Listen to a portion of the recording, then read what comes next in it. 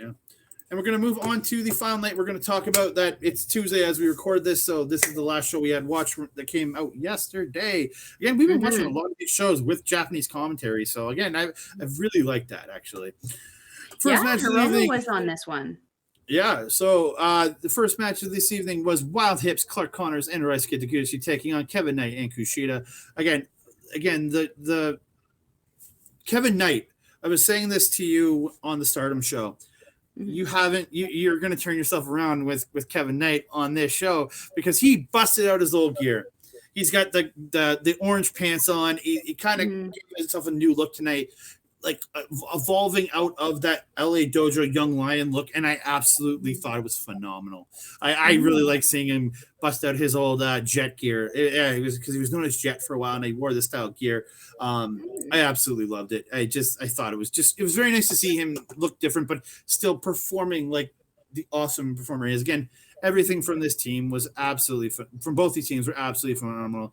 End of the match came. Connors goes up to the top, and Knight literally hops to the top, like just straight up, like Shelton Benjamin hop to the top, and goes to the top rope suplex. And McConnor pushes him off, and then as Knight's running back and he starts to jump, that's when Connors comes off, hits a flying spear to Knight in the middle of the air, and then he had a blue thunder bomb and got the win. So Clark Connors and Ryusuke Taguchi picking up 2 points here. Anything you got on this one?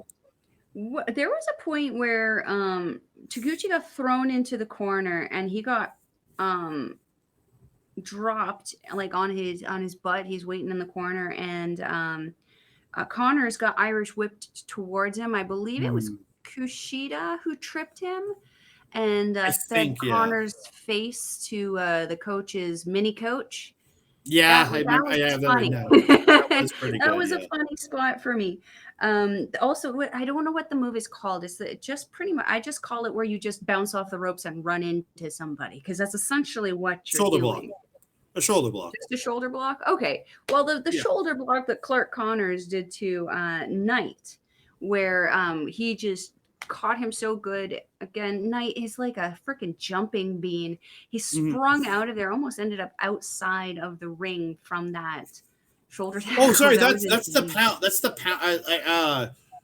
Monty Brown used to use it back in the day. It's the pounce, where it's like just run in and tackle kind of deal. Like it was known as the pounce. Yeah, that was crazy. Other than that, I got nothing else. Yeah, again, and one other spot I really want to point out from the Knights of Time, as I like to call them, the multiple arm ringer spot where they just arm ring and then they trade and they arm ringer. And I guess it's such a simple spot. But I absolutely love it. It's just a fun spot just to watch the opponent just go over and over again. It's just absolutely phenomenal. I love it so much. 100%. So we're gonna move on to the next match of the evening, and this is actually one of my this is my favorite House of Torture match so far on this entirety of both these tag tournaments. And I see. But I think a lot of it was who they're facing in that Francesco, Akira, and TJP are that good. They can get a phenomenal match out of this team, 100%. even with the cheating. Excuse me for just a second. Sorry, I had to burp there, but I apologize. I just didn't want to do it on mic. But yeah, I thought great match from both these teams. Excuse me for 1 second again. I think my favorite spot of this was when the United Empire had to make a save on Gideon at the beginning there. Yeah, that was actually really good. Yeah. Yeah, I really like it. Later. Yeah, it's just funny that they had to save him, but he's just the dope in distress is what he is. The dope in distress instead of a damsel in distress. It's the dope in distress. But yeah. End of the match. He fared better in being just randomly attacked than he did in any match that he's wrestled so far in New Japan. Very true. But end of the match came. You have Catch-22 hitting the sandwich knees to the head of Togo, and they get the win with TJP pinning Togo after the sandwich knees. Again, I really like the fact that we haven't seen a successful leaning tower yet. Again, I love that move, but I like this I like seeing TJP and Akira getting all these wins in other ways. And just think about how much you especially are gonna pop when you finally see it. Oh God, yes. Oh God. Yes. So we are gonna move on to the next match of the evening, and it's my pick. It is Flying Tigers, Robbie Eagle and Tiger Mask taking on El Lindaman and Alex Zayne. I really liked the match before this, and I was considering picking it, but then I was just like, it's that still having that House of Torture cheating in there, just took that notch out and then put this one over for me, especially after watching it right after. Like, dude, the quick start from Zayne and Eagles was absolutely great because these guys were just moving in there, and then the Tilt-A-Whirl backbreaker by Tiger Mask to El Lindaman. It's just the fluidity and just him bringing him up and then just bringing him down onto the knee. I absolutely love it. Just the smoothest and how good it looks. I hate that I don't know this move, but it's when Zayne has a guy in the sidewalk slam, and then he does the front flip over and he smashes their face, and they flip over and smash their face. I can't remember what that's called. I need to figure it out. But I absolutely menu. Yeah, it's probably like the Gordita surprise or something. I don't know. Maybe it's the Bob. I know he has a move called the Baja Blast. I'm just not sure if that was it, but I absolutely love that move. I've never seen some. I think the closest thing I've seen like that is the SOS, but the SOS is a very different move in that sense. It's just cool to see the flip and the face smash of that move. Zayne ends up putting Robbie on the top and goes for the Rana, but it's pushed off, and then catches him and stops the top rope head. Robbie comes off for the top rope head, so he catches him, and he goes for kind of like a power bomb almost, but then he has him up, and then he just kind of just goes meh and just throws Robbie off, and Robbie just landing on his ass again, and then Robbie coming right back with that I guess is the acai DDT or the standing sliced bread. Again, just how they flowed together in there was so good. Just the double buzzsaw kicks from Flying Tiger to Zayne to get it to just those kicks are just but in the end, the sauce hearts, the judo flip throw by Lindaman, and then him hitting the suicide dive to Robbie on the outside, and Zayne coming off the top with that sit him and twist to Tiger Mask and getting the win. I absolutely love that. Those two together with that judo flip and that sit him and twist. They work so well together. Absolutely.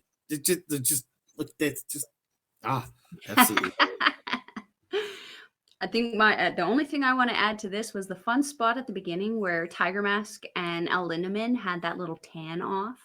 The ref and the fans vote on who is more tan. And he picked Tiger. Good. He picked Tiger, but it was very obvious that Lindaman was quite a shade darker. Well, maybe you didn't see. Maybe he had some white lines on him. You never know. The ref might have seen that, and maybe Tiger was like perfectly tanned everywhere. You never know. I don't know. I think Lindaman is in a constant state of chocolate. Yeah. We are going to move on to the next match of the evening, and it's Mel's pick. It's less than Gobernoba's Titan and Bushi taking on Douki and Yoshinobu Kanemaru from Suzuki Gun. What a freaking awesome match this was. You can tell that there was I had the Japanese commentary still at this point only. You could tell the tension between Titan and Douki, very apparent from I'm going to assume Douki's time in Mexico. I'm going to guess so. I really, really, really found Titan super impressive in this match. His dives flawless, his strikes always on the money, his selling was incredible, his gear for this one was incredible. Though I will always say I love me a good Douki Choki. That's probably not something I should probably say a lot. But Douki getting the Douki Choki. It's the Douki Choki, Andre. The Douki Choki on Titan, but Bushi was thinking real good because I believe Kanemaru also put him in a figure 4 at that point. Bushi thinking, pushing the referee onto Douki and Titan, breaking that Douki Choki up. I absolutely love Douki's Daybreaker, which is that vaulting DDT he does off from the outside. Yeah, is that what it's called? The Daybreaker. I'm writing that down right now. Daybreaker. I remembered it because that was a really good vampire movie. Really, There's really no such thing as a good vampire movie. Come on. You have to get past Twilight, Andre. I'm talking long before Twilight. Come on. Teton was able to kick out of that Daybreaker, which is incredible because that is usually one of Douki's pretty dominant moves that gets him a win. Bushi's Tope Suicida, always on the money. Okay. He knows how to do that thing perfectly. I wrote down Teton tagging the heck out of Douki, doing his little strike kick combo thing there. Absolutely loved it. In the end, Teton pinning Douki to get Los Ingobernables de Japón 2 more points. So happy with this match. Andre, what do you think? Again, I had a great time with this. Just some of the crazy stuff. Teton, he matrix back and then comes back up and just hops in, hits an enziguri. Just that man's flow is absolutely phenomenal. Like so good. And just the backstabber by Bushi to Douki, and then the sunset flip, and then a Teton springboard splash. Mwah! I so good. It's so just so good. But yeah, again, absolutely phenomenal match. Absolutely phenomenal. And we move on to the main event of the, I guess, 5th night of Super Juniors. And the last night we're talking about Lio Rush and Yo from Chaos taking on Chrsi and Ace Austin from the Bullet Club. Again, absolutely wonderful main event. These guys, just some of the great stuff they do. The twisting Vader bomb by Yo. Like, I love that guy. The Russian leg sweep into the moonsault and leg drop. I just, and it's not even just this proper Russian leg sweep. It's literally Bay kicking the leg out of the opponent while Ace is doing the Russian leg sweep. I can't remember, it was the other way around. But just that extra kick of the leg, I just love that. I love that little play there. That it's yeah. But yeah, and Leo uses Bay to roll into a stunner onto Ace Austin. I was like, oh, that was just beautifully done. Just the flow that both these teams had together. But in the end, Yo hits a super kick. Leo hits his springboard stunner, and then Yo hits the suplex Ushigoroshi, or the kneecap brainbuster, as I like to call it. And that was onto Ace Austin, and Yo hits onto Chris Bay. Yo then hits a plancha to the outside onto Ace Austin, take him out, and Lio Rush hitting the final hour frog splash to get the win, and finally handing the Bullet Club, Ace Austin and Chris Bay, their first loss of this tournament in their 5th match. Only their first loss. So again, wonderful, wonderful match. You got anything to say on this one? The only thing that I wanted to comment on this one was the beginning spot between Leo and Chris Bay, when they were kind of getting in each other's faces and they started actually kind of doing some things.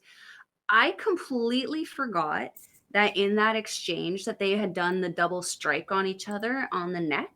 So when they were actually like flexing and doing the bad stuff and getting in each other's faces, and then Bay starts selling his neck, I was like, look what you did. You gave yourself an aneurysm from flexing so much. Why? No, from that double strike. But then I remembered the strike to the ear. So I'm like, ooh, I hope you didn't blow your eardrum or something there, because they both walloped each other pretty good. Other than that, that's all I got to add for this one. Yeah, again, great way to cap off a great weekend of professional wrestling, I thought. And we haven't even yet seen any of the stardom from this weekend. I think there drops today and tomorrow, the two shows from this weekend.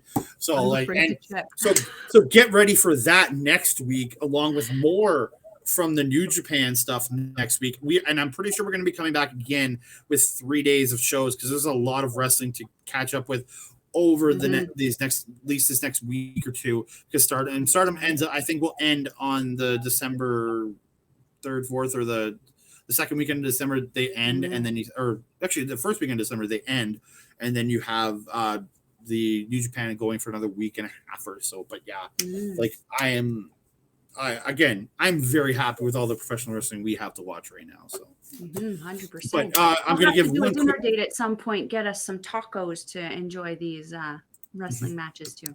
yeah. I want to give a quick update on the points at Super Juniors before we go. Tied at 8 points, you have Chris Bay and Ace Austin, Teton and Bushi, Catch 22's Francesco, Akira, and TJP, El Lindaman and Alex Zayne, and Leo Rush and Yo. Again, great top 5. Again, I have a feeling that's the top 5, and I think the winner is coming from one of those teams.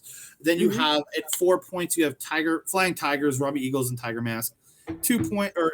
Also at 4 points, I apologize, Wild Hips, Clark Connor, and Ryusuke Taguchi.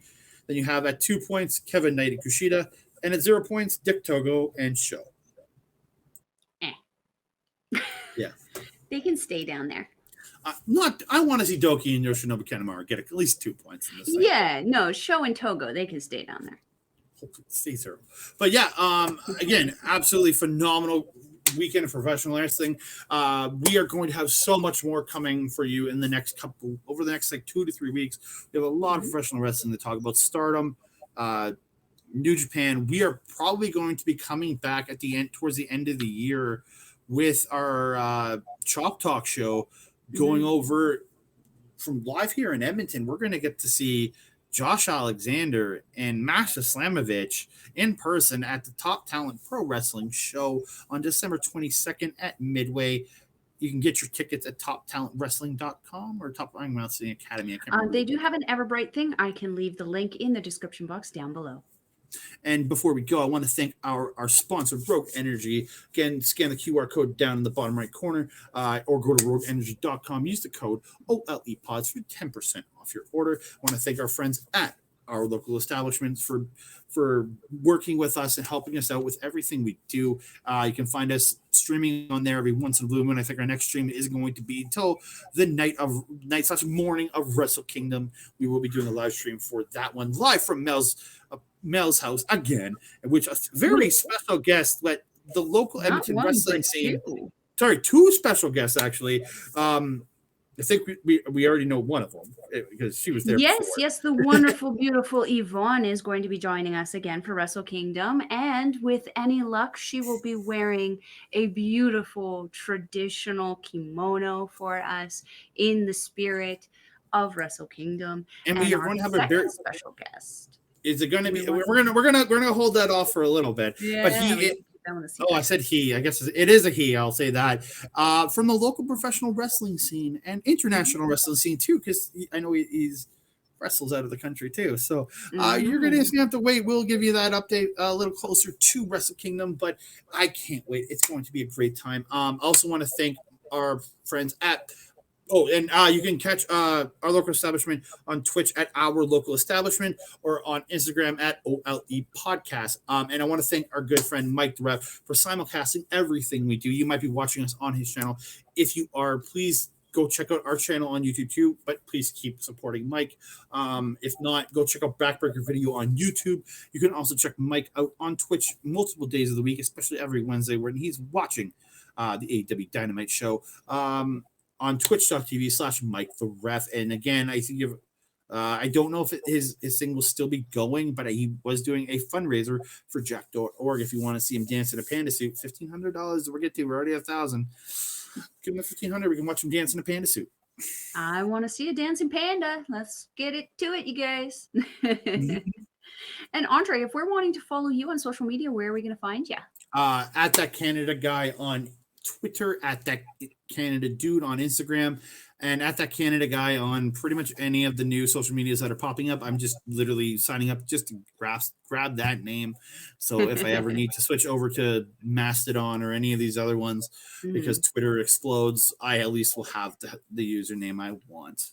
Unlike on Let's Instagram. hope that there's no explosions. And if you're wanting to follow their Melball here, you can follow me on Twitter at Collins Melball, or you can follow me on Instagram and Facebook at Melball Collins. And don't forget to give the Andre and Melball Wrestling Talk Facebook page a follow. I'm always active on there, as is Andre, posting all kinds of articles to chit chat about, as well as updating you guys on all of our specials, shorts, full features, and stuff going on within our world of professional wrestling. So, Andre, if you don't have anything left to add to this incredible review, I am your Melball. That is your Andre. We will see you next time. Adios.